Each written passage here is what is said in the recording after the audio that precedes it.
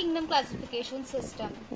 In 1866, Ernst Haeckel classified living organisms into three kingdoms. What are that? Plantae, Protista, and Animalia. Protista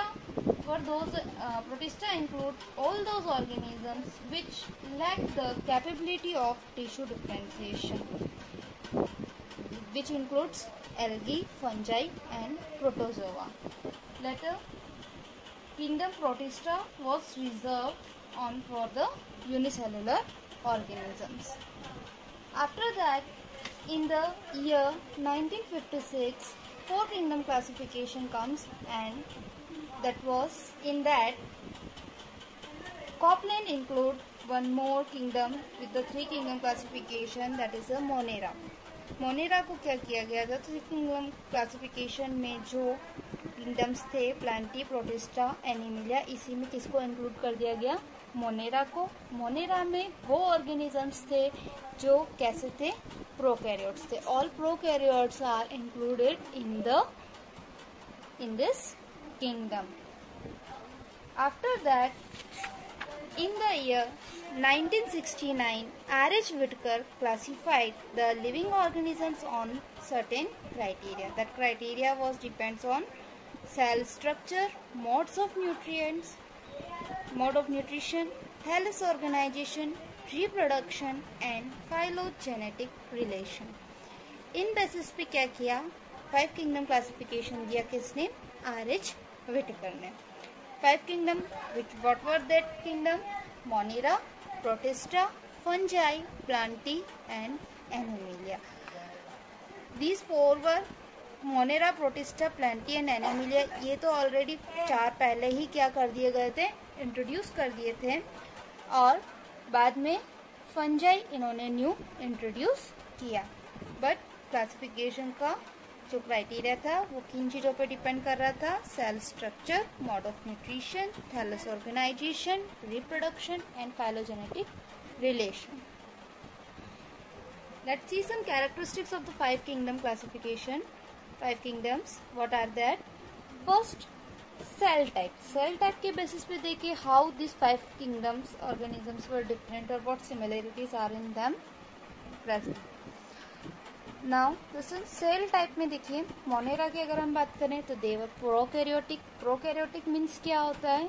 वो organisms जिनमें कुछ तरह के cell हो, prokaryote cell हो, तो उन्हें हम क्या कहेंगे? प्रोकैरियोटिक. देन प्रोटिस्टा में अगर हम बात करें यूकैरियोट्स जिनमें क्या हो? Well developed nuclear membrane present होती है. They are comes under the eukaryotics. So Monera सिर्फ प्रोकैरियोटिक के कैटेगरीज में था. देन सेल वॉल की बात की जाए तो मोनेरा में जो सेल वॉल थी वो किसकी बनी हुई थी? पॉलीसेकेराइड्स और अमीनो एसिड्स की बनी हुई. प्रोटिस्टा में अगर हम बात करें तो कुछ में प्रेजेंट थी, कुछ में नहीं.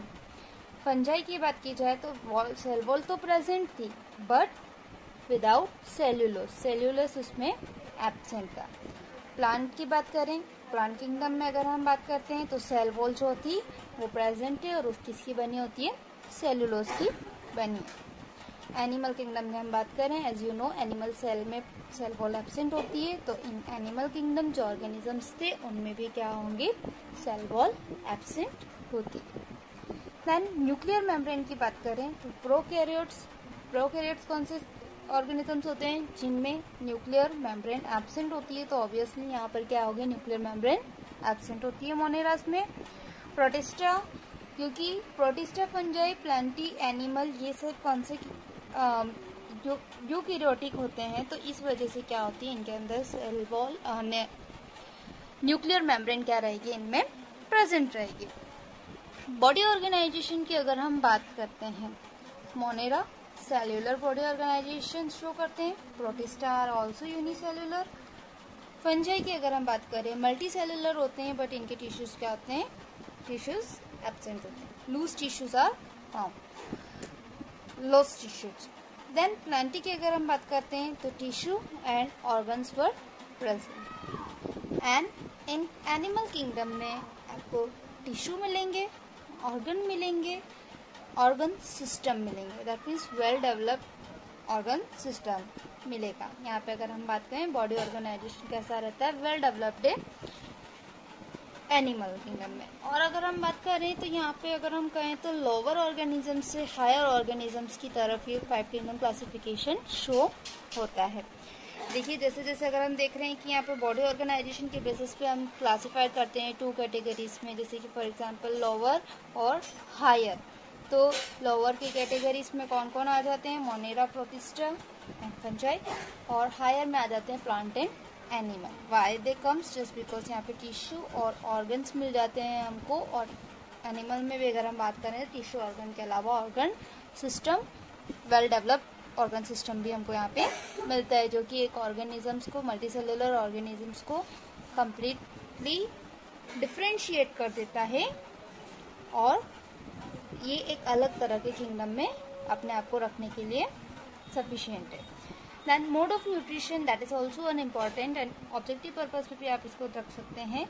मोनेरास में अगर हम बात करते हैं तो यहाँ पे ऑटोट्रॉपिक मोड ऑफ न्यूट्रिशन और हेटरोट्रॉपिक मोड ऑफ न्यूट्रिशन दोनों मिलते हैं। ऑटोट्रॉपिक में अगर हम बात करें तो 2 तरह के आपको मिल जाएंगे, chemosynthetic and photosynthetic organisms. Photosynthetic और कीमोसिंथेटिक की अगर हम बात करते हैं, कुछ केमिकल्स को यूटिलाइज करके अगर जो अपना फूड बनाते हैं उस प्रोसेस में आप क्या बोलते हैं, कीमोसिंथेसिस बोलते हैं। और फोटोसिंथेसिस यू नो कि ऑर्गेनिजम्स क्या करते हैं, क्लोरोफिल जिन ऑर्गेनिजम्स में प्रेजेंट है वो क्या करते हैं, सनलाइट को यूटिलाइज करके फोटोसिंथेसिस के प्रोसेस से अपना फूड बनाते हैं। हेटरोट्रॉपिक में अगर हम बात करें तो उसमें भी 2 तरह के मिलेंगे हमको, या तो हमको सैप्रोफाइट्स मिलेंगे या फिर पैरासाइट्स मिलेंगे। क्योंकि मोनेरा किंगडम में हम बेसिकली मोड ऑफ न्यूट्रिशन में जो हेटरोट्रॉपिक न्यूट्रिशन होता है उसमें सैप्रोफाइट्स और पैरासाइट्स मिलते हैं। सैप्रोफाइट्स की अगर हम बात करें तो सैप्रोफाइट्स वो ऑर्गेनिजम्स होते हैं जो कि अपना सर्वाइवल, उनका सर्वाइवल किस पे डिपेंड होता है, डेड और डिकेड ऑर्गेनिजम्स को वो अपना फूड बनाते हैं और उनको क्या करते हैं, डिकम्पोज करने का काम भी करते हैं। पैरासाइट्स की अगर हम बात करते हैं तो parasites are those who depends on the living organisms for their food. Living organisms in the sense वो क्या करेंगे, लिविंग ऑर्गेनिजम्स की बॉडी पर रह के या फिर उनके बनाए हुए ऑर्गेनिक फूड को वो क्या करते हैं, यूटिलाइज करते हैं। और जैसे फॉर एग्जाम्पल मोनेरास में भी कुछ बैक्टीरियाज हैं जो कि कैसे होते हैं, तो अब नेक्स्ट प्रोटिस्टा में अगर हम बात करें तो ऑटोट्रॉपिक मोड ऑफ न्यूट्रिशन और हेटरोट्रॉपिक मोड ऑफ न्यूट्रिशन दोनों यहाँ पर आपको मिलेंगे। देन फंजाई में अगर हम बात करें तो हेटरोट्रॉपिक और मेनली अगर हेटरोट्रॉपिक में भी बात की जाए तो सैप्रोफाइटिक और पैरासिटिक मोड ऑफ न्यूट्रिशन हमको देखने को मिलेगा।